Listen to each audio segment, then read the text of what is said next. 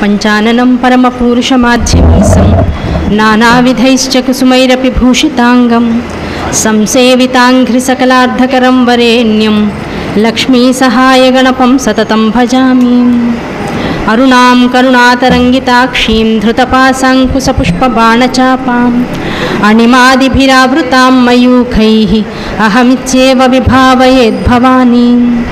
బిందుత్రికోణవసుకోణదశారైగ్మమన్వస్రనాగదల షోడశపత్రయుక్తవృత్తత్రయం చ ధరణీ సదనత్రయం చ శ్రీచక్రరాజ ఉదితః పరదేవతాయాః. గురుర్బ్రహ్మా గురుర్విష్ణుః గురుర్దేవో మహేశ్వరః గురుస్సాక్షాత్ పరబ్రహ్మ తస్మై శ్రీగురవే నమః. గురవే సర్వలోకానాం భిషజే భవరోగిణాం నిధయే సర్వవిద్యానాం దక్షిణామూర్తయే నమః. సదాశివసమారంభాం వ్యాసశంకరమధ్యమాం అస్మదాచార్యపర్యంతాం వందే గురుపరంపరాం. శారదా శారదాంభోజవదనా వదనాంబుజే సర్వదా సర్వదాస్మాకం సన్నిధిం క్రియాత్. అజ్ఞానాం జాహ్నవీ తీర్థం విద్యాతీర్థం వివేకినాం సర్వేషాం సుఖదం తీర్థం భారతీ తీర్థమాశ్రయే. విద్యా వినయ సంపన్నం వీతరాగం వివేకినం వందే వేదాంత తత్వజ్ఞం విదుషేఖర భారతీం. సర్వచైతన్య రూపాం తాం ఆద్యాం విద్యాం చ ధీమహి బుద్ధిం యానః ప్రచోదయాత్.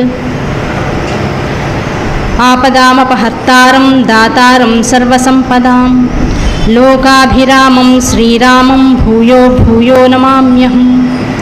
పూజ్యాయ వాయుపుత్రాయ వాగ్దోష వినాశన సకల విద్యాం కురు మే దేవ. శ్రీమాత్రే నమః. శ్రీ గురుభ్యో నమః. సభాయే నమః.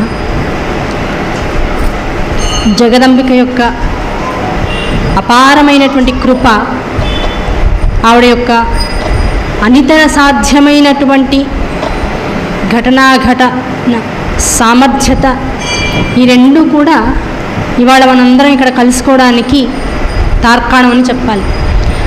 ఆషాఢమాసం, అందున గుప్త నవరాత్రులుగా చెప్పబడేటువంటి ఉత్సవాలు, అన్నింటికన్నా ప్రత్యేకంగా పుష్యమి నక్షత్రయుక్తమైనటువంటి మహత్తరమైనటువంటి స ఉమా సమేత సోమవారం, అందున ప్రదోషకాల సమయం. ఇటువంటి అద్భుతమైనటువంటి కాలం అది ఎక్కడ అంటే నిరంతర చంద్రమౌళీశ్వర స్వామి ఆరాధకులు శ్రీ శ్రీ శ్రీ శంకరాచార్య అవిచ్ఛిన్న పరంపరాధిష్టాన మహాసంస్థానం దక్షిణామ్నాయ విజ్ఞానపీఠం శ్రీ శృంగేరి శారదా శంకరమఠం యొక్క శాఖ అయినటువంటి మోతీనగర్ శంకరమఠంలో జగద్గురువులు శ్రీ శ్రీ శ్రీ భారతీతీర్థ స్వామివారు, అలాగే తత్ కరకమల సంజాతులైనటువంటి శ్రీ శ్రీ శ్రీ విధుశేఖర స్వామివారి అనుగ్రహ దివ్య ఆశీస్సులతో వార్షికోత్సవంగా జరుగుకునే, అంటే ప్రతి సంవత్సరము కూడా ఈ సమయంలో మనం ఈ కోటి కుంకుమార్చన అనబడేటువంటి విశేష క్రతువుని జరుపుకోవడం అనేటువంటిది ఒక ఆనవాయితీగా చేసుకుంటూ వస్తున్నాం. ఇటువంటి విశేష క్రతువు జరుగుతున్నటువంటి సమయంలో ఆ జగజ్జనని గురించినటువంటి విశేషతత్వాన్ని చెప్పుకునేటువంటి అవకాశం మనందరికీ లభించడం, అది కూడా ఎలాంటి సమయము అంటే ఈ ఆషాఢ మాసంలో ఇంకొక 15-20 రోజుల్లో జగద్గురువులు చాతుర్మాస్య దీక్షని వహిస్తారు.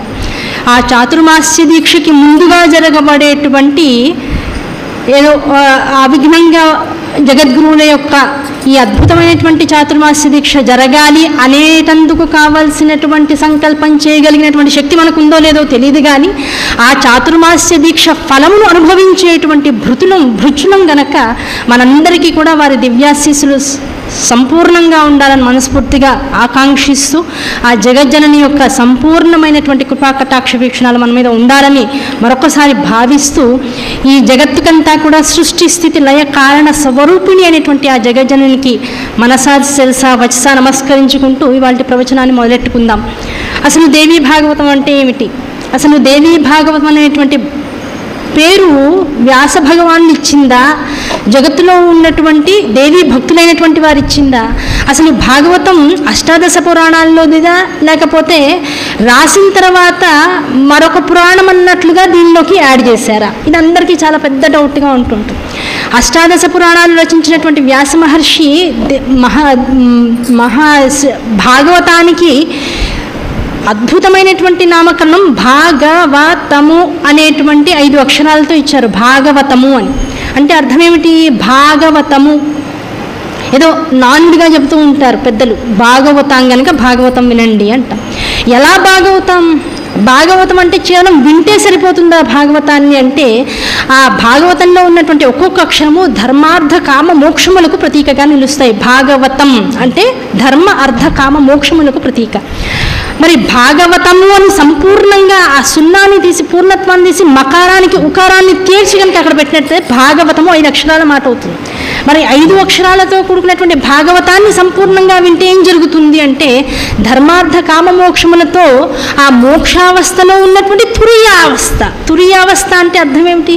జగత్తులో ఉంటూనే జగత్తు కార్యములలో నిమగ్నమవుతున్నట్లు కనపడుతూనే దేనికి అంటకుండా మిథిలానగర రాజు అయినటువంటి రాజర్షి అయినటువంటి జనకుడు ఎలాగైతే తన జీవితాన్ని తామరాకు మీద నీటి బొట్టులాగా అందరికీ కూడా ఆనందాన్ని కలిగించే విధంగా, తాను ఎక్కడా కూడా వికారమును పొందకుండా అంటకుండా ఉండేటువంటి విధంగా ఎలాగైతే తన జీవితాన్ని సలుపుతూ వచ్చారో, అటువంటి ఉత్కృష్టమైనటువంటి విధానంలో మన జీవనము దేనికి అంటుకోకుండా అన్నింటిలో ఉంటూనే దేనికి నిమిత్తం కాకుండా ఉండగలిగేటువంటి అవకాశం మనకి లభిస్తుంది. ఏమంటే ఇది చెప్పడానికి వినడానికి బాగుందండి, అంత తేలిగ్గా వస్తుందా అంటే, ఇప్పుడు మన అందరి చేతిలోనూ సెల్ ఫోన్లు ఉంటున్నాయి కదా. ఇప్పుడు ఏ వాకింగో చేస్తున్నాం, లేకపోతే ఎక్కడికో దూర ప్రయాణం చేసేటప్పుడు ఏం చేస్తాము? ప్రతి వాళ్ళకి బ్లూటూత్ అని ఒకటి ఉంటుంది, దాంతో హెడ్ ఫోన్లు పెట్టుకుని ఏదో ఒకటి వింటూ ఉంటాం కదా. ఆ హెడ్ ఫోన్ పెట్టుకుని ఏదో ఒకటి వింటున్నప్పుడు ఏం జరుగుతుంది? ఉండేది రైల్లోనో, ఫ్లైట్లోనో, లేకపోతే బస్సులోనో, నలుగురు నడిచేటువంటి మార్గంలోనో ఉంటున్నాం. కానీ ఎవరైనా పిలిస్తే వినపడుతుందా? ఎవరైనా మన వెనకాల ఉండి అరిస్తే మనకి వినపడుతుంది అంటే, బాహ్య ప్రపంచంలో అది పెట్టుకుని బాహ్యమైనటువంటి విషయాలకి దూరం అయిపోయి ఏది అంతర్గతంగా వినపడుతుందో దాని మీద మనస్సుని తదేకంగా నిలిపేటప్పటికీ ఆటోమేటిక్గా బయట వస్తువుల ప్రాధాన్యత తగ్గిపోయి దాని యొక్క వ్యాపారం మన మీద తగ్గిపోయి కేవలం వినపడేటువంటి దాని మీద మాత్రమే మనస్సు కేంద్రీకృతమయ్యేటువంటి అవకాశం మనందరికీ లభిస్తుంది. కేవలం మనిషి సృష్టించినటువంటి ఒక హెడ్ ఫోన్స్ అనేటువంటి దానికే మనిషి ఇంత లోబడిపోయి బయట విషయాల యందు రమించక కేవలం వినపడుతున్న దానితో మమేకమై ఆ వస్తువుగా, ఆ విధానంగా, ఆ స్వరంగా ఎలా మారిపోయి బయట స్వరాలని ఎట్టి పరిస్థితుల్లో గ్రహించలేనంత స్థితికి ఎలాగైతే వచ్చేస్తున్నాడో, అలా ఈ హెడ్ ఫోన్స్ అనేటువంటివి ఒక పరికరంగా కాకుండా భగవన్నామ స్మరణగా కనుక తీసుకుని నిరంతరం ఆ హెడ్ ఫోన్స్ని లోపల పెట్టుకున్నాం అనుకోండి, నిరంతరం దేవ స్వరూపాన్ని యొక్క నామాన్ని స్మరిస్తూ పోతున్నాం అనుకోండి, ఆ స్మరణ చేయగా కొన్నాళ్ళకి లోపల అంతర్మథనం, అంతరింద్రియాలలో ఆ ధ్వని యొక్క ప్రకరణం అత్యుత్తమమైనటువంటి స్థాయిలో ధ్వనిస్తూ ఇంకా బయట ఉన్నటువంటి ధ్వనుల యొక్క ప్రభావం మన మీద చూపబడకుండా కేవలం అంతర్ముఖమై ఆనందాన్ని అనుభవిస్తూ ఉంటాం. ప్రయత్నిస్తే సాధించలేనటువంటిది ఏదీ లేదు. ఇది భగవంతుడి యొక్క సంకల్పం. ఇంత ప్రయత్నం ఎందుకు చేయాలండి? భగవంతుడిని సంపాదించుకోవడం కోసం, భగవంతుడి యొక్క అనుగ్రహాన్ని పొందడం కోసం. భగవంతుడి అనుగ్రహమా, సంపాదించడమా, భగవంతుడిని పొందడం కోసమా, ఇవన్నీ పక్కన పెట్టేద్దాం. అసలు పుట్టినందుకు కాను, ఈ పంచేంద్రియాలు మనకి ఇవ్వబడినందుకు కాను, ఈ పంచేంద్రియాలతో పాటు సప్తధాతుని ఇంత దేహం మనకు వచ్చినందుకు కాను, దీనికి బుద్ధి, అహంకారము, చిత్తము, మనస్సు అనేటువంటి ఉన్నందుకు కాను, 84 లక్షల జీవరాశుల్లో ఏ జీవరాశికి కూడా లేనటువంటి అత్యుత్తమమైనటువంటి స్థితి మనిషి ఒక్కడికి ఇచ్చినందుకు కాను, ఆ ఇచ్చిన దానికి కావాల్సినటువంటి ఒక సర్వోత్కృష్టమైనటువంటి స్థితి.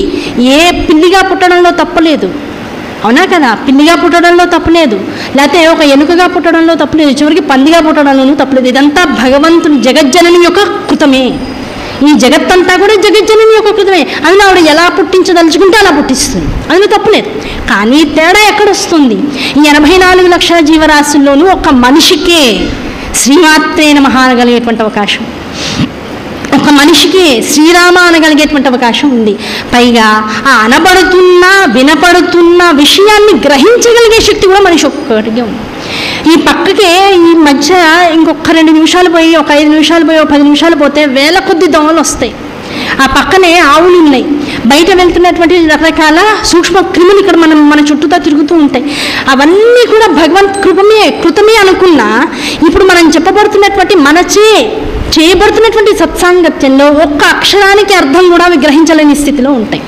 కనుక మనిషిగా పుట్టడం వల్ల చేయవలసింది ఏమిటయ్యా అంటే నిరంతర నామపారాయణ దీక్షలో ఉండడమే. ఆ దీక్ష ఏం చేస్తుంది అంటే మనిషిని సాధకునిగా మారుస్తుంది. ఆ సాధకుడు అనబడేటువంటి వాడు ఎలా తరిస్తాడు అంటే ఆ నామాన్ని నిరంతరం పలకగా ఇంద్రియ వృద్ధి కలిగి ఆ ఇంద్రియాలు మనస్సుతో రమించి బయట ఉన్నటువంటి జగత్తు వైపుకి మరలి సుఖము అని పరిగెత్తకుండా అంతర్ముఖమై ఆత్మజ్ఞాన సంపన్నమైనటువంటి స్థితిలో మోక్షాన్ని పొందేటువంటి అవకాశాన్ని పొందుతాయి. అది మనిషి యొక్క ప్రత్యేకమైనటువంటి స్థానం. అటువంటి స్థానాన్ని నిలబెట్టుకోవాలి అంటే ఏం చేయాలి? నిరంతరము నామాన్ని పట్టుకోవాలి. ఏమంటే నిరంతరం నామాన్ని పట్టుకోవాలంటే ఏంటో మనసు ఒకసారి డైవర్ట్ అయిపోతుందండి, నిలబడట్లేదు. కాసేపు కూర్చుంటాం, లలితా సహస్రనామం చదువుదాం అనుకుంటాం, నిమిషం పాటు మనస్సు అటు ఇటు పోదు. ఆ నిమిషం దాటాక మళ్ళీ మనస్సు చెరించిపోతూ ఉంటుంది. మనుషుల వైపుకి, వస్తువుల వైపుకి, గతించిన విషయాల వైపుకి, రాబోయే విషయాల వైపుకి, అన్నింటి వైపుకి మనస్సు రమిస్తూ ఉంటుంది. మరి దాన్ని ఎలా ఆపడం? దాన్ని ఎలా మనం సాధనలోకి తెచ్చి ఓ చోట నిలబడగలిగేంత శక్తిని మనస్సుకి ఎలా ఇవ్వాలి? మనం ఆ ట్రైనింగ్ ఎలా ఇవ్వాలి అంటే పురాణ శ్రవణం వల్ల మాత్రమే కలుగుతుంది. అటువంటి పురాణ శ్రవణం అనేటువంటిది ఎందుకు వ్యాసుల వారు చేశారు? వేదాలు, ఉపనిషత్తులు చాలా జగత్తును ఉద్ధరించడానికి. అదంతా పండితుడైనటువంటి వాడు మాత్రమే చేయగలడయ్యా. మరి నాలాంటి వాడు ఉంటాడు, వాడికి చదువు రాదు, కానీ ఉద్ధరింపబడాలనేటువంటి కోరిక ఉంటుంది. ఆ ఉద్ధరింపబడాలనేటువంటి కోరికతో ఏం చదవాలో, ఎలా చదవాలో, ఇందులో తప్పులు వస్తాయేమో, అయ్యో లలితా సహస్రం ఇలా చదవచ్చో చదవకూడదు, అయ్యో అలా వినకూడదు, అయ్యో ఇన్ని తప్పులు చేసాం, ఎవరో ఈ పీఠం మీద కూర్చొని చెప్తారు 10 సార్లు, ఇలా చదవకండి, అలా చదవకండి, అన్ని తప్పులు వస్తున్నాయి, భయం పుట్టిపోతుంది. అయ్యా బాబు, ఇంత జాగ్రత్తగా భాష మీద మనకి పట్టు ఉన్నా ఒకళ్ళు వచ్చి లలితా సహస్రం ఇది కాదు, ఇది తప్పు చేస్తున్నారని చెప్పేటప్పుడు కదా చేసే దాని మీదుగా దృష్టి పోయి భయం అనేటువంటిది ఆవహిస్తూ ఉంటుంది. మరి భయాదుల నుంచి బయటపడి చదువుతున్నదో వింటున్నదో అసలు తత్వసారంగా వినపడితే ఆ వింటున్నటువంటి దాని మీద ఆ క్షణం మనస్సు లగ్నమైన, ఆ క్షణం లగ్నం కాకపోయి 2-3 విషయాలు లోపలికి వెళ్ళి తర్వాత మనం ఏకాంతంగా ఉన్న సమయంలో ఈ విన్నటువంటి విషయాలు పురస్చరణ జరిగిన అప్పుడు ఏం జరుగుతుంది అంటే ఈ విన్నటువంటిది నిజంగా మనసులో నిలిచి ఆ నిలిచిన దాని తత్వసారం ఏదైతే ఉందో అది శ్రీమాత, శ్రీ మహారాజ్ని, మొత్తం జగత్తులో ఏది పట్టుకున్నా, ఏది విన్నా, ఎంత పురాణం విన్నా, ఎంత ఇతిహాసాలు విన్నా, ఎంత పిట్టకథలు విన్నా, ఇది మంచి ఇది చెడు అనేటువంటి ద్వంద్వాతీత స్థితి, ద్వంద్వాలలో ఉన్నటువంటి మనిషి తెలుసుకునేటువంటి విషయం ఏదైనా జగత్తులో ఉంది అంటే అది అమ్మ గురించి ఒక్కటే. కనుక ఏది విన్నా అమ్మ గురించే, ఏది తెలుసుకున్నా అమ్మ గురించే. ఈ విచక్షణ ఎప్పుడైతే నీలోకి పెరిగిందో స్తోత్రం విడిగా పారాయణ చేయక్కర్ల, అమ్మ గురించినటువంటి ఒక కథ ఏదైతే పురాణ ఇతిహాసాలలో చెప్పబడిందో ఆ పురాణ ఇతిహాసాలలో చెప్పబడినటువంటి కథని పురస్చరణ చేసుకుని ఏకాంతంగా కాసేపు దాని గురించి ఆలోచించిన మొత్తం లలితా సహస్రనామం తప్పులు లేకుండా చదివినంత స్థితి నీకు వచ్చేస్తుంది.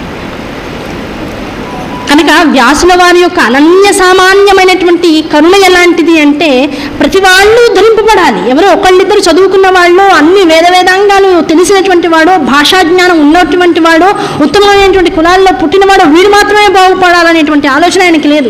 ప్రతివాడు మనిషిగా పుట్టినటువంటి ప్రతివాడు, ఇంద్రియాలతో ఉన్నటువంటి ప్రతివాడు, మనస్సు అహంకార బుద్ధి చిత్తాలతో ఉన్నటువంటి ప్రతివాడు ఉద్ధరింపబడాలి. మళ్ళీ జన్మ ఎప్పటికి వస్తుందో, మళ్ళీ 83,999 జన్మలు అయిన తర్వాత మళ్ళీ అప్పుడు కానీ ఒక మనిషి జన్మ రాదు. ఈ లోపల మళ్ళీ ఈ జన్మలో చేసినటువంటి తప్పుల గురించి ఆలోచించుకుంటూ వాడు ప్రతి జన్మలోనూ బాధపడుతూ ఉంటాట. ఆ బాధ వాడు అనుభవించకుండా ఉండాలి అంటే వ్యాస భగవాన్ ఇచ్చినటువంటి ఈ పురాణ ఇతిహాసాల మీద మనస్సుని కాసేపు రమింపజేస్తే చాలయ్యా. దానివల్ల ఏం కలుగుతుంది? మనస్సు ఆనందపడుతుంది. అటువంటి ఆనందాన్ని జగత్తుకంతటికీ ఇచ్చేటువంటి వ్యాస పురాణాంతర్గతమే శ్రీమద్దేవి భాగవతం. ఏమంటే భాగవతము అన్నారు, అది శ్రీకృష్ణ భాగవతమా దేవీ భాగవతమా? భాగవతం అనేటువంటిది ఒకటే చెప్పారు కదా, రెండు ఎలా ఉంటాయి అంటే శ్రీకృష్ణ భగవానుడికి సంబంధించినటువంటి భాగవతాన్ని, అలాగే దేవీ కృతము, దేవిగా పరిణమిస్తూ జగత్తంతటినీ సృష్టి స్థితి లయ తిరోధాన అనుగ్రహములు అనేటువంటి పంచకృత్యములతో నడిపిస్తున్నటువంటి ఆ దేవీ స్వరూపము, ఈ రెండింటి యొక్క సంపూర్ణ భాగవతం ధర్మార్థ కామ మోక్షాలతో కూడుకున్నటువంటి ఈ సంపూర్ణ పురాణాన్ని ఎవరైతే వింటారో ఆ సంపూర్ణ పురాణం అంటే శ్రీకృష్ణ భాగవతము, శ్రీమద్దేవి భాగవతము రెండు కలిపితే సంపూర్ణ భాగవత స్వరూపము అని శాస్త్రం చెబుతూ ఉన్నది. కనుక భాగవతం అంటే రెండు కలిపి ఒకటే. ఆ బాగు చేసేటువంటిది భాగవతం కనుక ధర్మార్థ కామ మోక్షములు ఎవడు జగత్తులో చేయగలడు, దేని ద్వారా మోక్షాన్ని గ్రహించగలడు అంటే మనిషి ఒక్కడే. ఆ మనిషికి సంపూర్ణ భాగవత ఫలితం దేని ద్వారా వస్తుంది? కృష్ణ భాగవతం, దేవి భాగవతం రెండు కలిపి వినమయ్యా, దానివల్ల నువ్వు ఉద్ధరింపబడుతూ ఉంటావు. ఏదో ఒకటి విన్నందువల్ల ఏం కలుగుతుంది? భాగవతం చదివినటువంటి ఫలితం నీకు వస్తుంది.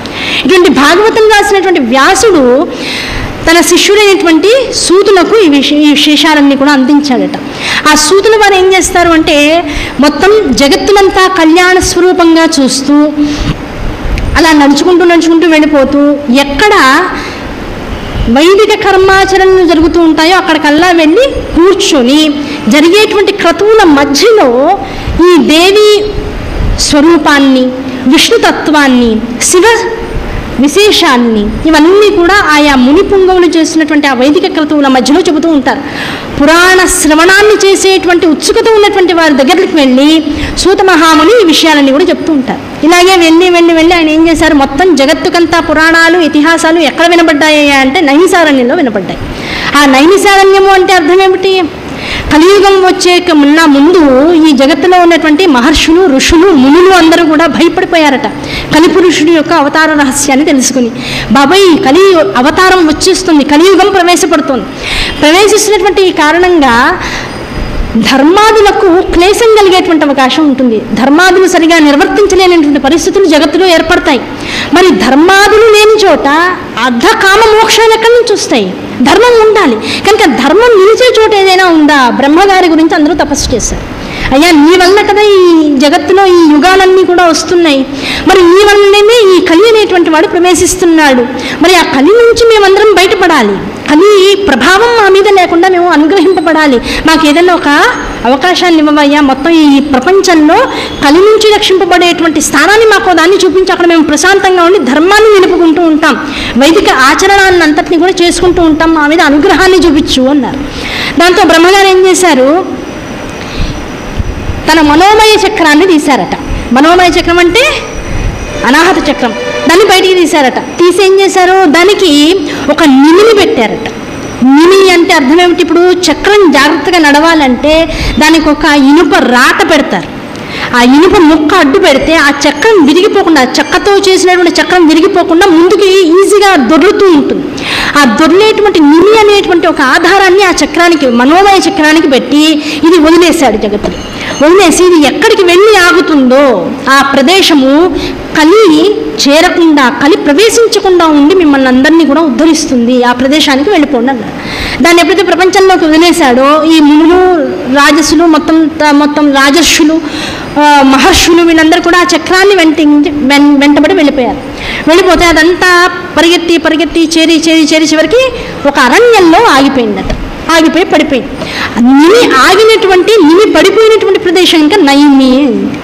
ఆ నైమి అరణ్యం నందు పడింది కనుక నైమిసారణ్యము అయింది.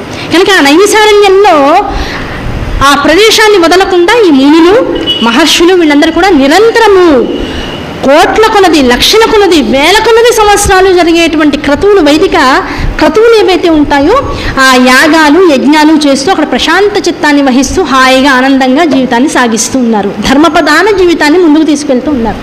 ఆ నైమిషారణ్యానికి ఒకసారి సూతుల వారు వచ్చారు. వచ్చిందే తడవుగా అయ్యా యజ్ఞయాగాదులు చేస్తూ ఉన్నాం, చేయగా ఇప్పుడు ఏమైపోయింది? రోజు అలవాటైపోతే అది కూడా పనిగా అయిపోతుంది. నిన్న కోటి కుంకుమార్చన మొదలైంది. ఎన్ని సంబారాలు ఏర్పాటు చేసుకోవాలో, అమ్మవారి పీఠం పెట్టుకోవాలి, ఆ పీఠం మీద అమ్మవారి యొక్క రూపాన్ని పెట్టాలి, దానికి చీర కట్టాలి, చక్క చుట్టూరు అలంకారం చేయాలి, కింద కుంకుమ ఎందులో పోయాలో దానికి తగినటువంటి లోహపాత్రలను ఏర్పాటు చేసుకోవాలి, వచ్చే వాళ్ళందరూ ఎక్కడ కూర్చోవాలి, ఎక్కడ ఆనందంగా ఉండాలి, ఎక్కడ ఫ్యాన్లు ఉండాలి, ఎక్కడ లైట్లు ఉండాలి, ఎక్కడ ఎవరికి ఏ ఇబ్బంది కాకుండా ఎన్ని చేయాలి, ఇన్ని రకాల సంబారాలు చూసుకోవాలి. చేసేవాళ్ళు ఎవరు, చూసేవాళ్ళు ఎవరు, లెక్కలు రాసేవాళ్ళు ఎవరు నిన్ను ఉంటారు. ఒక రోజు గడిచాక నిన్నటి రోజున పడిన కష్టం ఇవాళ కొంత అలవాటుగా మారుతుంది. ఇవాళ పడిన అలవాటు రేపటికి ఇంకాస్త ఈజీగా మారిపోతుంటుంది. ఇవాళ అయింది 9వ రోజు అయ్యేటప్పటికి ఏమవుతుంది? ఇంకా అలవాటు రోజు చాలా ఈజీగా పని దొరికిపోతూ ఉంటుంది.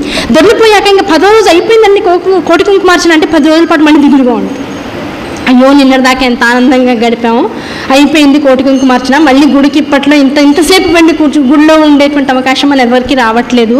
అమ్మ నామంతో కూర్చునే అవకాశం ముందే రాదు, వెళ్తే ఏదో పోసుకోవాలి మా కబుర్ని చెప్పుకుంటూ ఉంటాం, కానీ లలితా సహస్రనామం మాత్రమే చదువుకుంటూ రోజంతా గుడిలో ఉండే అవకాశం మళ్ళీ రాదు అని బాధపడుతూ ఉంటాం. అంటే అది అలవాటుగా మారిన ఏ పనైనా ఏమవుతుంది, నోటికి మనసుకి శరీరానికి కూడా అలంకారంగా మారిపోతుంది. అలంకారంగా అయిపోయాక అదే 9 రోజులు 10 రోజులు చేస్తే బాగుంటుంది, సంవత్సరాలు వేల కోట్ల సంవత్సరాలు చేస్తూ పోయారనుకో ఏమవుతుంది, మనస్సుకు ఒక స్తబ్దత ఏర్పడుతుంది. అన్నీ జరుగుతూనే ఉంటాయి కానీ మనస్సు దాని మీద లగ్నం కాకుండా ఉంటుంది. ఏ పైన రోజు చేస్తూ ఉంటే ఇంకా దాని మీద శ్రద్ధ ఉండదు. వంట ఆడవాళ్ళని అడగండి ఎడంచొత్తు చేసి పడేస్తాం అంటారు.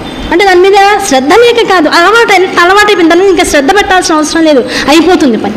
అలా ఈ నిత్య నైమిత్తిక క్రియలు అనబడేటువంటి వాటిని మించి క్రతువుల మీద కూడా ఆ స్తబ్దత మనస్సులో ఏర్పడిపోయింది. అందులోంచి బయటికి రావాలి, ఇంకా చైతన్యపూరితంగా, ఇంకా రెట్టించిన ఉత్సాహంతో ఏ పూటకి మించి ఆ పూట ఇంకా మేము చేసేటువంటి క్రతువుని మేము ఆనందంగా చేయగలగాలి, అవగాహనతో చేయగలగాలి. మమ్మల్ని చూసినటువంటి వారికి కూడా ఆ చైతన్యం ప్రసరించగలిగేటంత స్థితి మాకు రావాలి.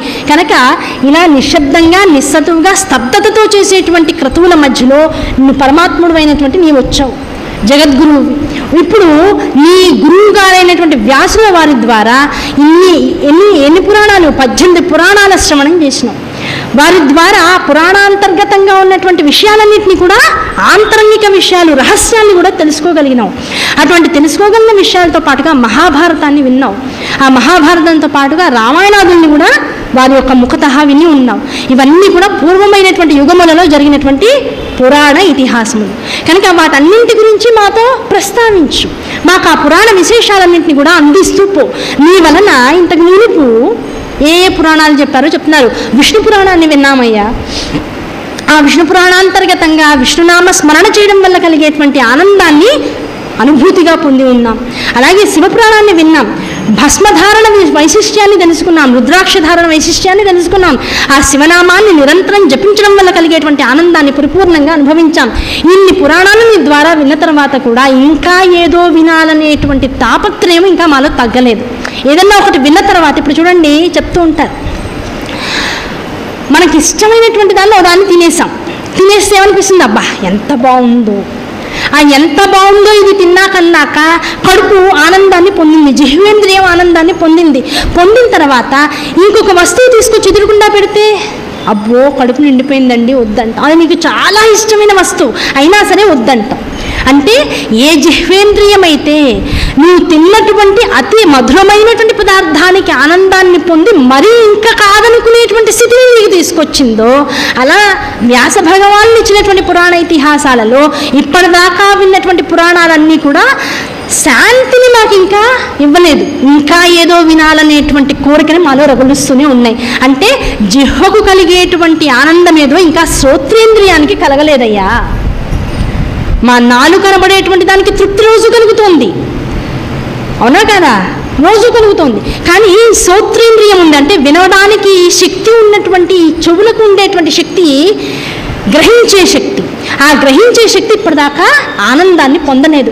అటువంటి ఆనందాన్ని కలిగించే విషయం ఏదైనా నీ దగ్గర ఉంటే సూతమహాముని మాకందరికీ అందించు, మమ్మల్ని ఉద్ధరించు, మమ్మల్ని పావనుల్ని చెయ్యి అని అడిగారు. అనేటప్పటికల్లా ఆ విధంగా అడిగేటువంటి విధానాన్ని బట్టి చెప్పేటువంటి వాడికి ఆనందం కలుగుతూ ఉంటుంది. సూతులు వారు వెంటనే అన్నారు, నిజమే, మీరు ఇప్పుడు ఏదైతే అడిగారో, ఏ పురాణం గురించి అయితే అడిగారో ఆ పురాణం గురించినటువంటి కోరిక లోకహితమై కోరారు మీరందరూ, మీకోసం అడిగారని నేను అనుకోవట్లేదు. ఎందుకంటే ఆ పురాణ ప్రస్తావన ఇప్పుడు నేను చేసేటువంటిది ఏదైతే ఉందో అది సామాన్యమైనటువంటి పురాణం కాదయ్యా. విన్న తోడనే జగత్తులో ఉండేటువంటి కలిదోషాలన్నింటినీ కూడా తీసేసేయగలదు. దాంతోపాటు ఎటువంటి కోరిక వినేటువంటి వాడి మనసులో ఉన్న అటువంటి కోరికని సంపూర్ణంగా అనుగ్రహించగలిగేటువంటి శక్తి పురాణానికి ఉంది. ఆ పురాణం ఎవరితో చెప్పబడింది? అయ్యా మీరు చెప్తుంటే చాలా ఆనందం కలుగుతుంది, అలాంటి పురాణం ఉందా? మేమేదో ఊరికే చీకట్లో రాయి వేస్తాం. ఎన్ని పురాణాలు విన్నా ఇంకా ఇంకో పురాణం మీ ద్వారా వినాలనేటువంటి కోరిక తగ్గిపోకుండా ఉంది మాలో అనేటువంటి విషయాన్ని మీకు తెలియజేయడం కోసం అడిగాం. కానీ మీరు ఏదో చీకట్లో రాయి వేస్తే వెళ్ళి ఏకంగా మన ఇంట్లో ఉన్నటువంటి కల్పతరు పెద్ద చెట్టు, దాన్ని ఏది కోరితే అదల్లా ఇస్తూ ఉంటుందిట. ఆ కల్పతరువుని రాయి వెండి వేసామనుకోండి చీకట్లో, తెలియకుండానే ఒక పండినటువంటి స్వర్ణ ఫలం చేతిలో పడిందిట. ఆ చేతిలో వెళ్తే అబ్బా ఎంత బాగుందో, ఏదో చీకట్లో ఊరికే రాయి వేసే ఎవరు వేశారో తెలియకుండా వెళ్ళి దేనికో తగులుతుందిలే అనేటువంటి ఒక భ్రమతో వేసినటువంటి వాళ్ళకి స్వయాన కల్పతరువు నుంచి పండినటువంటి సువర్ణ ఫలం చేతిలో పడితే ఎంత ఆనందం కలుగుతుందో, ఇప్పుడు మీరు చెప్పినటువంటి మాట ఉన్నదయ్యా ఒక పురాణం. ఆ పురాణాన్ని విన్నంత మాత్రము చేత, చదివినంత మాత్రము చేత, గ్రహించినంత మాత్రము చేత ఈ కలి ప్రభావం అంతా జీవులలోంచి, ఈ యుగంలోంచి పక్కకి నెట్టినట్లుగా వెళ్ళిపోతుందని చెప్తున్నారు. ఏ కోరిక కోరి ఈ పురాణాన్ని వింటారో, ఏమండి కోరిక కోరి కూర్చోం కదా, వింటూ ఉంటాం యథాలాపంగా. ఆ యథాలాపంగా విన్న వాడికి ఏ అవసరం జీవితంలో ఉందో అటువంటి వాడు కోరకుండానే వాడి జీవితంలో ఆ కోరిక అనేటువంటి తీరిపోయి వాడి జీవితం పరిపూర్ణమవుతుంది. వాడు ఇంకా కోరడానికి ఇంకో ఫలితం అనేటువంటిది, ఇంకో కోరిక అనేటువంటిది వాడికి లేకుండా సంపూర్ణమైనటువంటి జీవితం వాడికి అనుగ్రహింపబడుతుంది. అటువంటి పురాణమయ్యా ఇది అన్నారు. ఇంత గొప్ప పురాణాన్ని చెప్పేటువంటి మీకు ఇంకా మేము కృతజ్ఞతలు చెప్పాలి. ఈ పురాణాన్ని ఇంతకు ముందు ఎవరన్నా విన్నారా?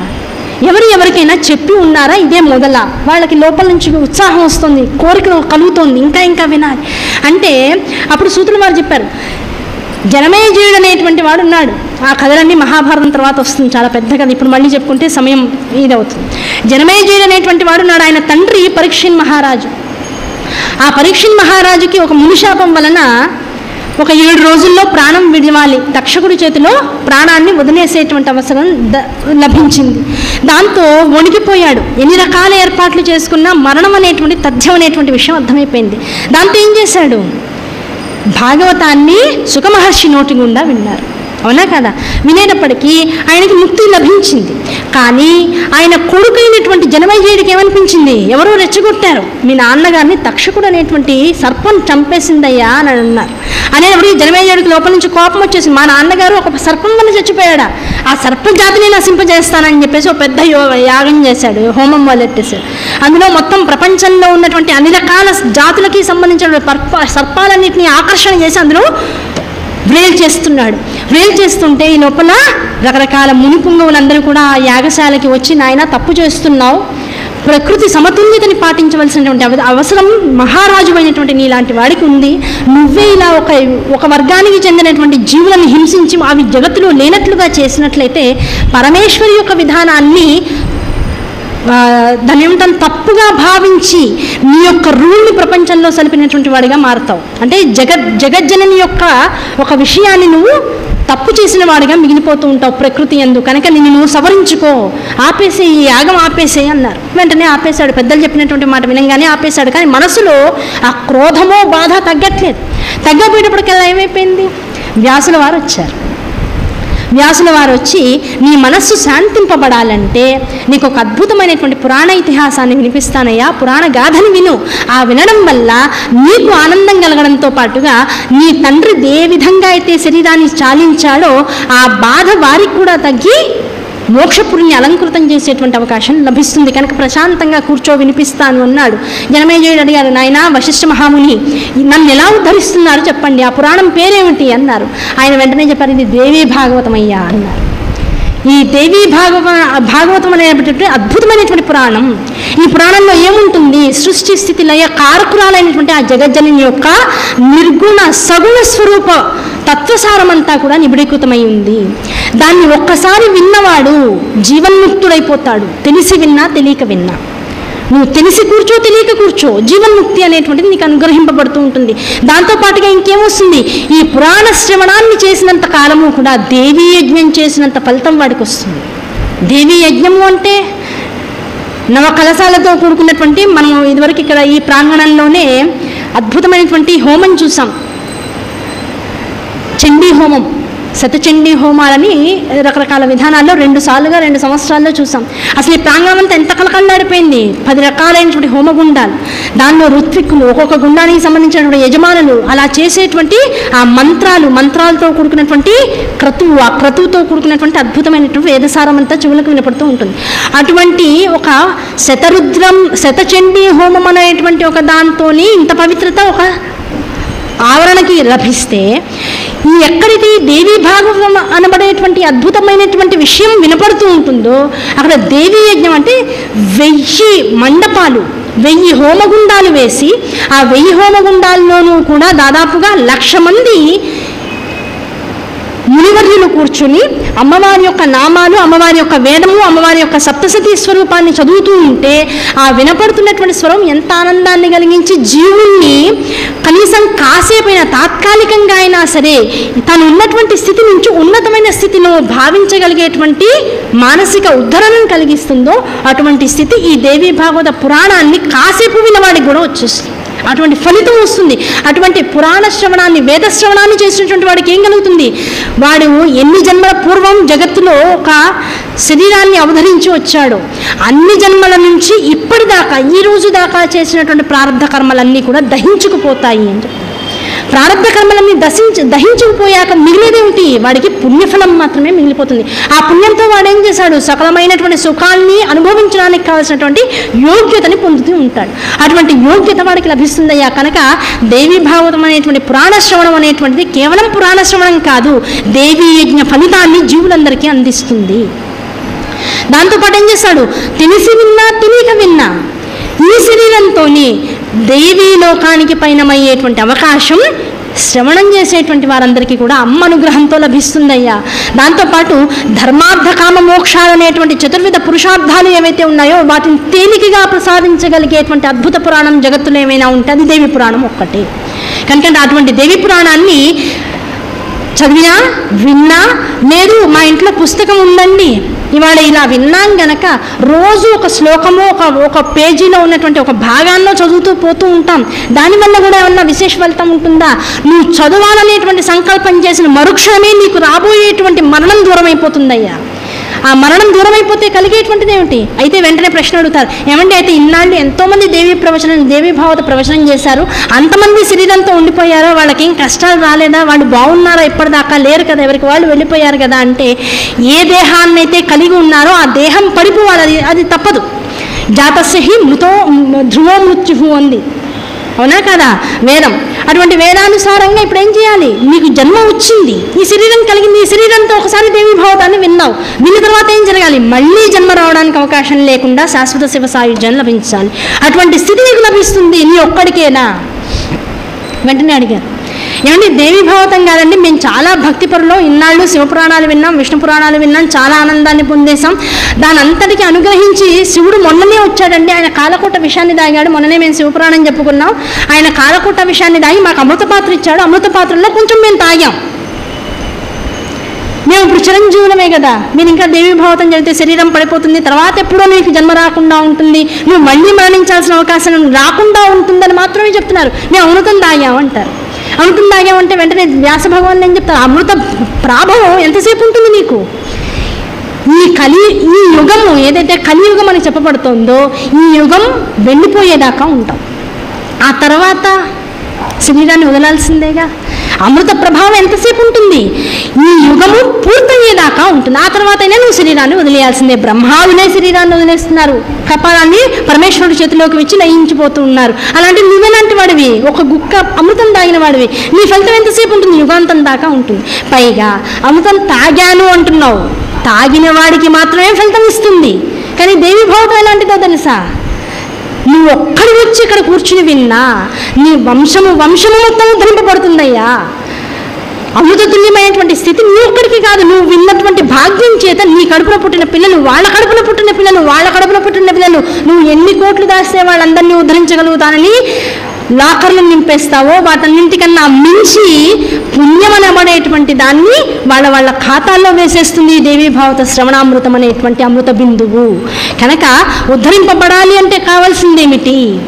శ్రద్ధాపూరితమైనటువంటి ఈ ఇంద్రియ స్వరూపం ఏదైతే ఉందంటే శ్రవణానంతరం ఏ ఆనందాన్నైతే పొందాలని జీవులందరూ ఈ చెవుల్ని రిక్కించి ఒక పురాణాన్ని వినడానికి సంబద్ధులై ఉంటారు, ఆ పురాణ శ్రవణం జరుగుతున్నంతసేపు ఈ శ్రవణ ఇంద్రియాన్ని అటువైపు నిలిపి మనస్సుని ఆ ఇంద్రియంతో పాటు మిళితం చేసి బుద్ధి అటు ఇటు పారిపోకుండా ఎవడైతే కూర్చోబెట్టగలుగుతాడో అటువంటి వాడికి సత్వర సిద్ధి కలుగుతుంది.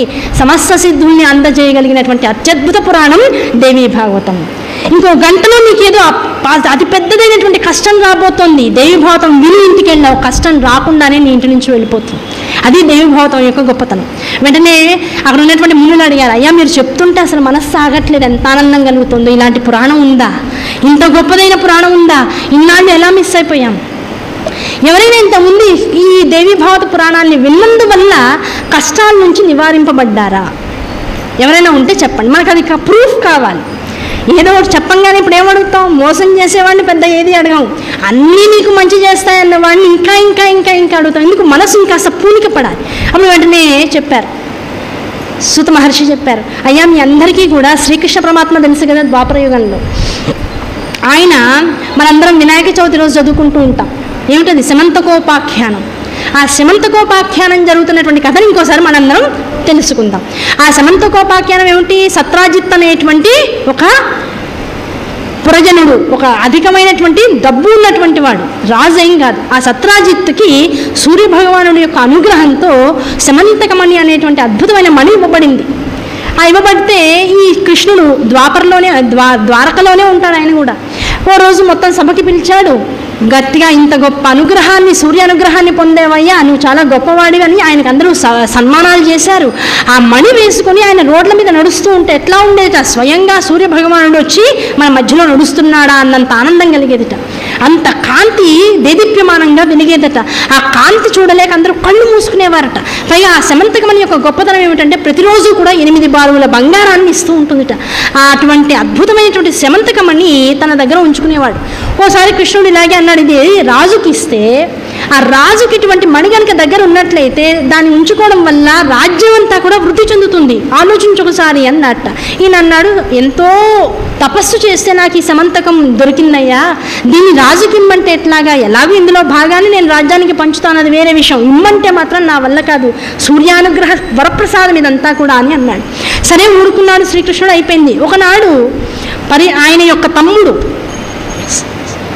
యొక్క తమ్ముడు ఆ శమంతకమణిని మెళ్ళో వేసుకుని అరణ్యానికి వెళ్ళాడు.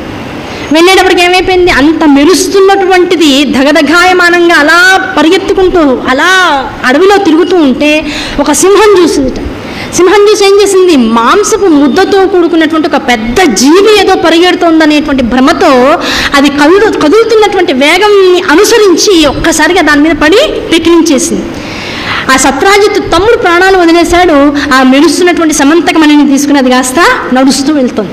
ఈ లోపల ఆ సమంతకమణి పట్టుకుని నడుస్తున్నటువంటి సింహాన్ని చూసి భల్లూకరాజు ఉన్నాడు, జాంబవంతుడు. ఆయన చూసి ఏం చేశాడు, అబ్బా ఇంత మెరుస్తోంది, ఇంత అద్భుతంగా ఉంది, ఇదేంతో తెలుసుకోవాలని చెప్పేసి తన మొత్తం శక్తినంతా కూడా ఓడగట్టి సింహాన్ని చంపేసి సమంతకమణిని తీసుకువెళ్ళి తన గుహలోకి వెళ్ళిపోయాడు.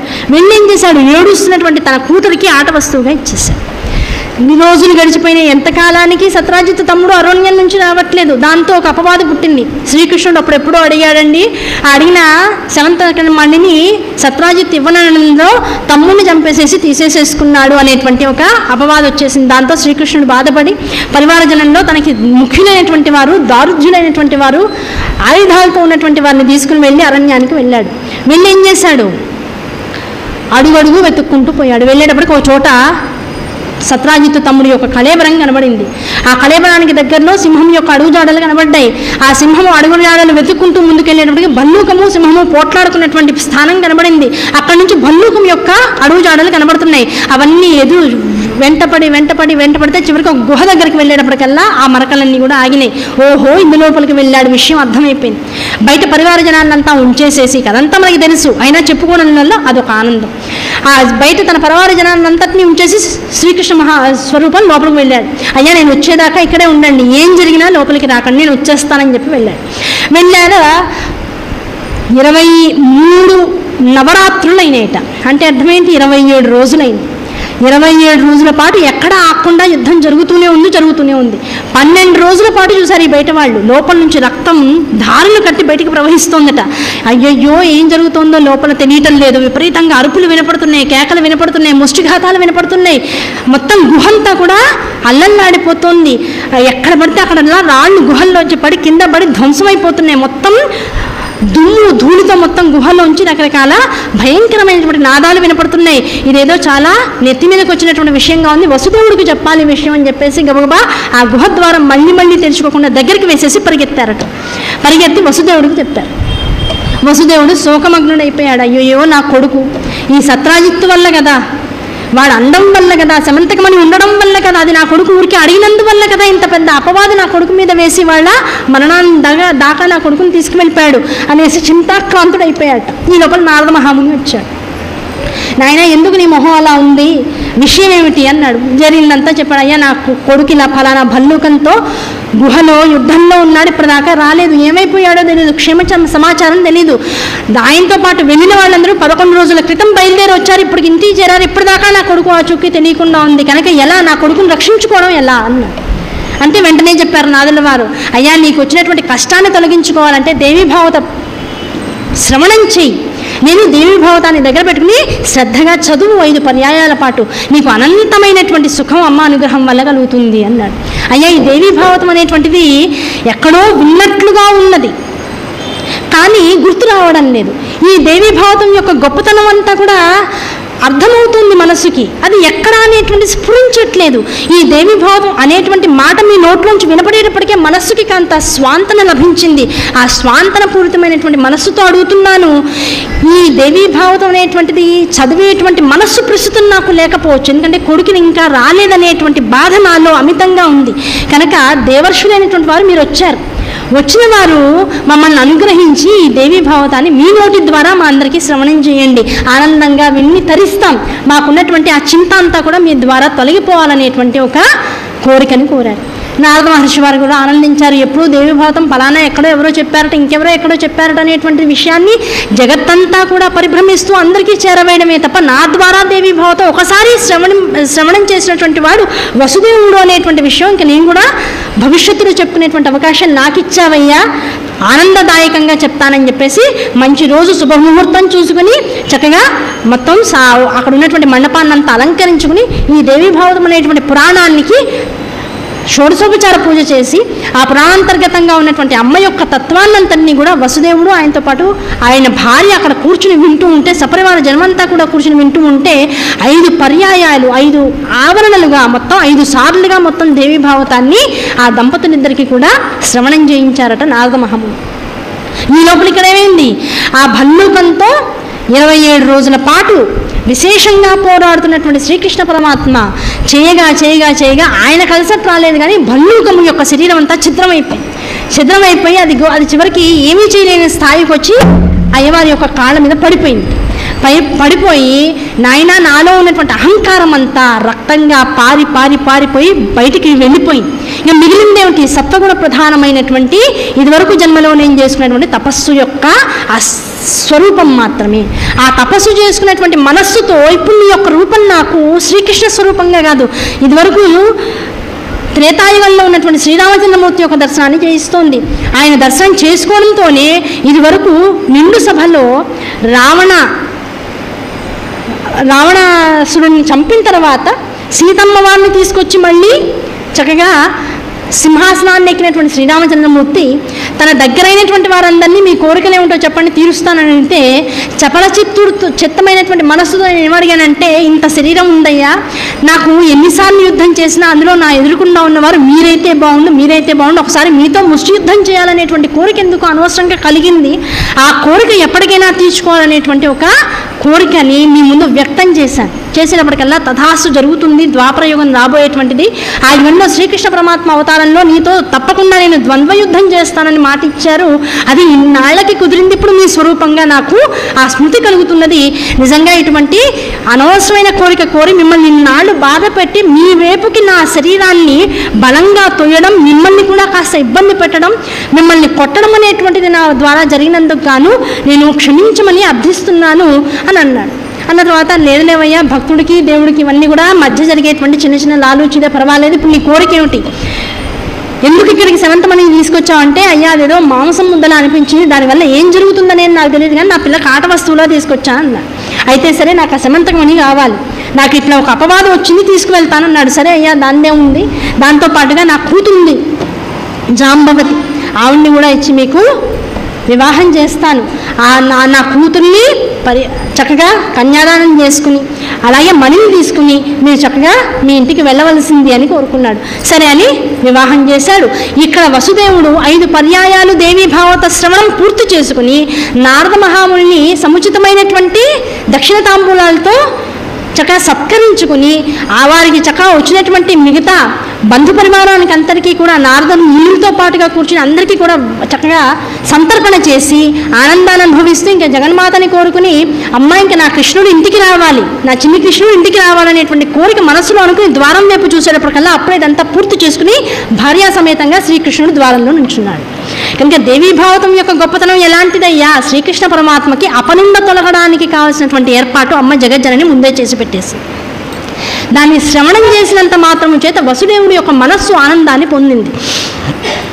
ఈ దేవీ భాగవతాన్ని మీరు అన్న తర్వాత నాకు ఎక్కడో మనస్సులో ఒక దేవీ భాగవతాన్ని గురించినటువంటి ఒక స్మృతి కలుగుతుంది అని వసుదేవుడు అన్న మాట శ్రీకృష్ణుడు చూడంగానే అప్పుడు మళ్ళీ గుర్తొచ్చిందిట. వెంటనే నారదుల వారు రేపు తిరిగారు, అయ్యా ఈ శ్రీకృష్ణుడు ఇప్పుడు మీ ద్వారా ఇంటికి చేరుకున్నాడు, మీరు వినిపించినటువంటి దేవీ భాగవతం వల్ల మాకు ఆనందాన్ని కలిగించారు. ఈ ఆనందమే కంసుడు తన చెల్లెలి యొక్క 8వ గర్భంలో తనని చంపేటువంటి వాడు పుడతాడనేటువంటి వార్త వినగానే తనని నన్ను ఇద్దరిని కూడా చెరసాల్లో వేసేశాడు. మా కళ్ళ ముందే 6 పిల్లల్ని ఇలా పుట్టగానే అలా తెగ నరికేశాడు. దాంతో మనస్సు బాధతో మునిగిపోయింది. నా భార్య యొక్క బాధ ఇంత అంత అని చెప్పడానికి అవకాశం లేదు.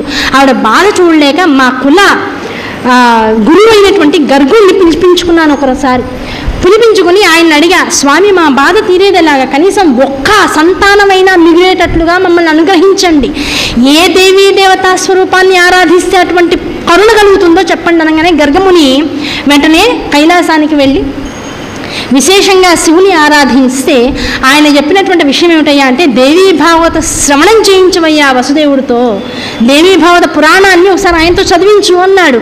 అన్నీ కూడా ఆయనకు ఎలా కావాలో అలా జరుగుతుంది అని ఆశ్రయం ఇచ్చాడు. అది తీసుకొచ్చి గరుగుడు వెంటనే వసుదేవుడికి చెప్పాడు. వసుదేవుడు అన్నాడు, అయ్యా నేను చెరసాల్లో ఉన్నాను, ఈ చెరసాల్లో ఉండి ఇప్పుడు దేవీ భాగవతాన్ని చదివేటువంటి అవకాశం నాకుందా?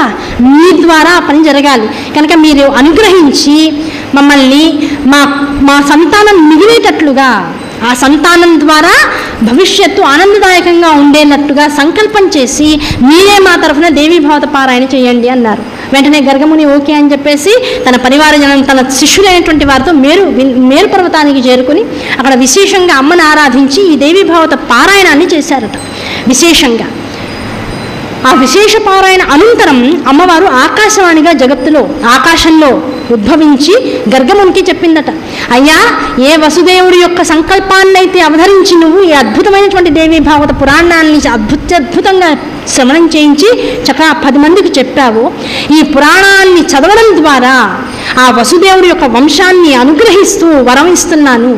ఆయన అష్టమ గర్భంలో విష్ణుమూర్తి శ్రీకృష్ణ అవతారంలో ఉద్భవిస్తాడు. ఆయన ఉద్భవించంగానే మాయాజనితమైనటువంటి ఆ చెరసాల చుట్టుపక్కల రాజ్యం అంతా కూడా నిద్రలోకి వెళ్ళిపోతుంది, మాయా నిద్రలోకి వెళ్ళిపోతుంది. అలా నిద్రలోకి జారుకున్నటువంటి వారందరినీ దాటుకుంటూ వసుదేవుడు ఆ పిల్లవాడిని తీసుకువెళ్ళి అక్కడ గోకులంలో ఉన్నటువంటి ఆవిడ మంచం మీద పడుకోబెట్టమని చెప్పండి.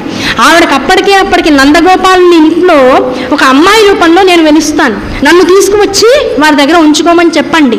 ఎప్పుడైతే కంసుడు పుట్టినటువంటి బిడ్డని చంపడానికి వస్తాడో ఆ చంపడానికి వచ్చినటువంటి మరుక్షణం నేలకేసి కొట్టగానే నేలకి తగలకుండా ఆకాశ స్వరూపానికి వెళ్ళిపోయి మాయాస్వరూపంగా నీ మరణం నిన్ను వెతుక్కుంటూ వస్తుందనేటువంటి ఒక అద్భుతమైనటువంటి సంకేతాన్ని ఆయనకి ఇచ్చి నేను మాయమైపోయి వింధ్య పర్వతం మీద ఆనందంగా వెలుగొందుతాను.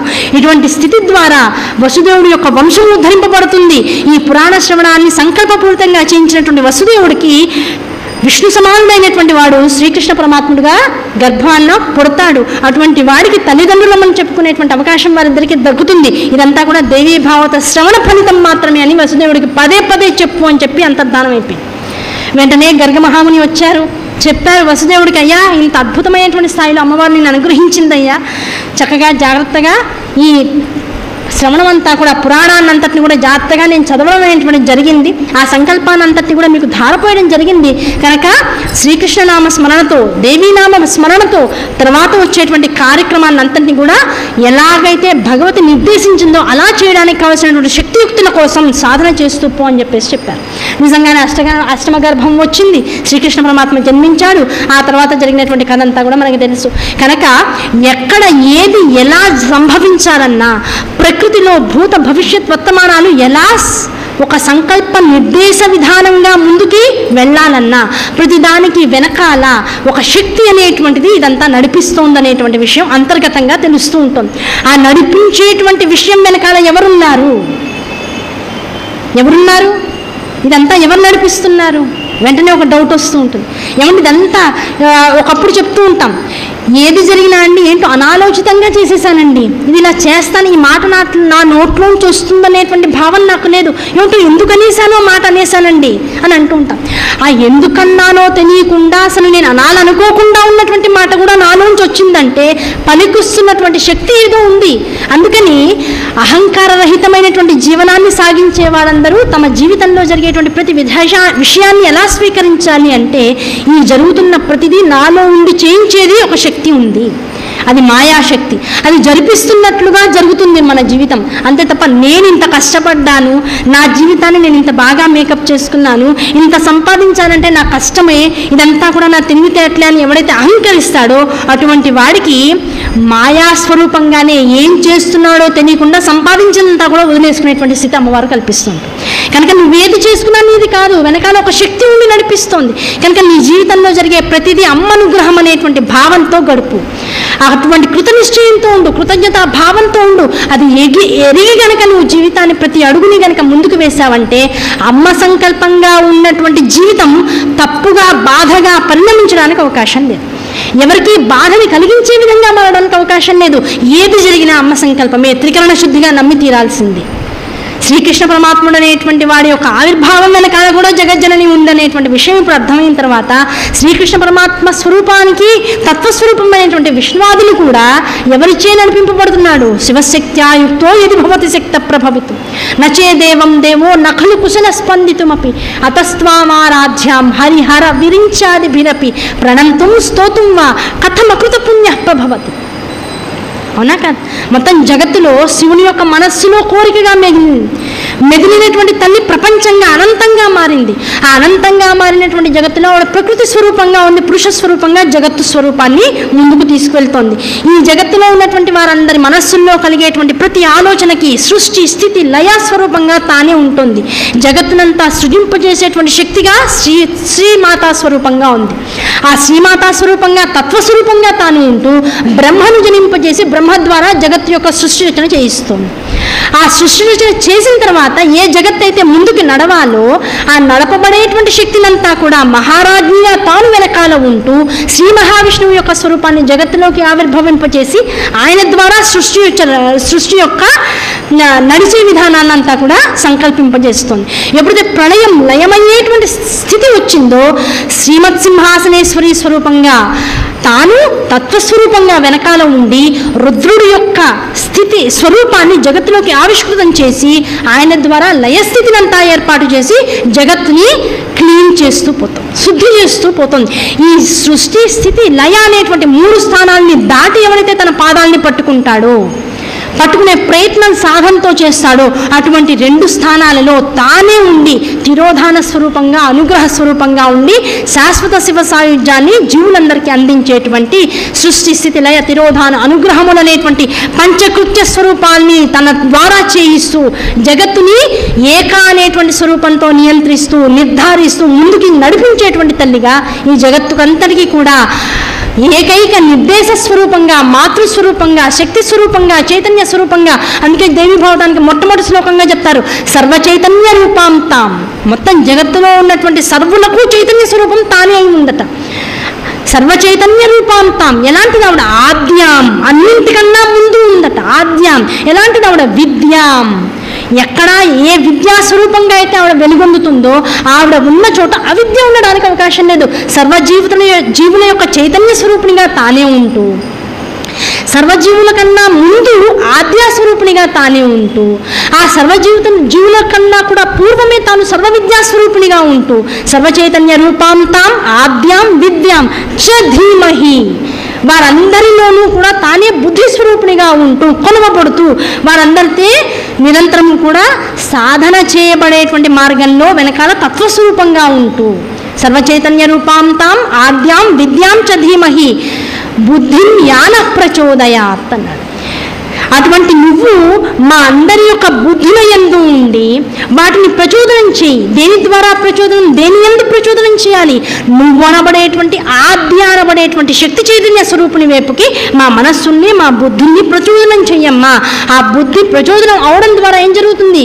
జరగబడేటువంటి ప్రతి విషయము, జరగబడుతున్నటువంటి ప్రతి విషయము, చరించేటువంటి ప్రతి విషయము, స్తబ్దుగా ఉన్నటువంటి ప్రతి జడస్వరూపము అంతా నీవే. చరాచర జగన్నాథ చక్రరాజనికేతనాయై నమో నమః. అవునా కదా? అలా జగత్తులో ఉండేటువంటి ప్రతి విషయము, ప్రతి సంకల్పము, ప్రతి విషయం వెనకాల ఉన్నటువంటి సత్యము ఇదంతా నువ్వుగా గ్రహించగలిగేటువంటి శక్తి ఈ అర్భకుల్లోకి వస్తుంది. కనుక దేవీ భాగవతం చదువుతున్నాము అంటే జగత్తులో ఒక సంప్రదాయం, ఈ దేవీ భాగవతాంతర్గతంగా ఉన్నటువంటి గాయత్రీ మంత్ర స్వరూపమైనటువంటి ఈ శ్లోకాన్ని నిరంతర పఠనం ఎవరెవరు చేయాలి అంటే ప్రతివారు చేసుకోవచ్చు. ఆ ప్రతివారు అంటే అన్ని కులాల వారు, అన్ని వర్గాల వారు, ధనవంతుల, చదువు వచ్చిన వారా, చదువు రానివారా, వీళ్ళతో సంబంధం లేదు. కేవలం భావన మాత్రంగా చెప్పబడినటువంటి శ్లోకార్థం ఏదైతే స్వీకరించగలిగారో ఆ శ్లోకార్థాన్ని నిరంతరం లోపల చర్విత చర్వణంగా భావించినా సరే శ్లోకము అంతర్గతంగా ఉన్నటువంటి ఆ చైతన్య రూపిణి యొక్క సర్వ స్వరూపము మనల్ని ప్రచోదనం చేస్తూ ఆ ప్రచోదనం ద్వారా జగత్తులో ఉండేటువంటి జీవులందరిలోనూ కూడా జగజ్జనని స్వరూపాన్ని చూడగలిగేటువంటి శక్తిని ఇస్తుంది ఆ జగజ్జనని. కనుక ఈ శక్తి సర్వచైతన్య స్వరూపిణి అనేటువంటి ఆ జగజ్జననికి నమస్కరించుకుంటూ ఈ శ్రీకృష్ణ అవతారంలో ఉన్నటువంటి రెండు విషయాన్ని జాగ్రత్తగా గమనించుకుంటూ ముందుకు నడుస్తూ ఉంటే ఇంకా ముందు అడుగుతున్నారు, అయ్యా ఇంత అద్భుతమైనటువంటి గ్రంథం శ్రీకృష్ణ పరమాత్మ యొక్క జీవితంలో అతి ప్రత్యేకమైనటువంటి స్థానాన్ని తీసుకున్నటువంటి ఈ దేవీ భాగవతం ఏదైతే ఉందో దీని యొక్క స్వరూపాన్ని గ్రహించాలి, దీన్ని ఇంకా బాగా తెలుసుకోవాలనేటువంటి కోరిక మాలో రగులుతుందయ్యా. ఈ రగిలి ఈ కోరిక ఎలా ఉందంటే ఇప్పుడు నువ్వు మధ్యలో ఊపిరి పీల్చుకోవడానికి ఒక నిమిషం ఆగితే కూడా నేను తట్టుకోలేకపోతున్నాను. అంటే అవిశ్రాంతంగా నీ నోట్లోంచి దేవీ భాగవతం వినాలనేటువంటి కోరిక మాకు కలుగుతోంది. కనుక ఈ కోరికని అనుసరించి నువ్వు ఆపకుండా అనర్గళంగా మాకు శ్లోకాన్ని ఈ పురాణాన్ని వినిపిస్తూ ఉండు అని. ఇంకెవరైనా ఈ పురాణాన్ని ఇంకొకరి ద్వారా విని ఉన్నారా? ఇవాళ నీ ద్వారా మేము వింటున్నాం కదా. ఒకప్పుడు నారదుల ద్వారా వసుదేవుల వారు విన్నారు కదా, అంతకుముందు గర్గ మహాముని ద్వారా వసుదేవుల వారు లబ్ధిని పొంది ఉన్నారు కదా. ఇలాగే ఇంకెవరైనా విని ఉన్నారా అంటే ఈ జగజ్జనని యొక్క విశేషమైనటువంటి భక్తులిద్దరు ఉన్నారయ్యా, అగస్త్యముని లోపాముద్ర. వారిద్దరి ద్వారానే కదా లలితా సహస్రనామం జగత్తులోకి వచ్చింది. ఆ లోపాముద్ర అగస్త్యుల వారు ఇద్దరు కూడా విశేషమైనటువంటి దేవీ భక్తులు, దేవి శ్రీ విద్య ఉపాసకులు. వాళ్ళిద్దరూ కూడా వారిద్దరికి ప్రత్యేకించి అమ్మవారు ప్రత్యేకమైన విధానంలో అనుగ్రహించింది వాళ్ళిద్దరిని. కనుక శ్రీ విద్యా తంత్రంలో అగస్త్య తంత్రం ఉంది, లోపాముద్రా తంత్రం ఉంది. అంత విశేషంగా అమ్మవారిని పట్టుకున్నటువంటి వారు వారిద్దరు భార్యాభర్తలు, అనన్య సామాన్యులైనటువంటి వారు. వారిద్దరూ సకలమైనటువంటి వేదాలను పురాణాలను అన్నింటినీ కూడా పరమేశ్వరి యొక్క పుత్రుడు అయినటువంటి కార్తికేయుడి నుంచి స్వీకరించారట. సుబ్రహ్మణ్య ఉపాసన చేస్తూ ఉండేవాడు అగస్త్య మహాముని.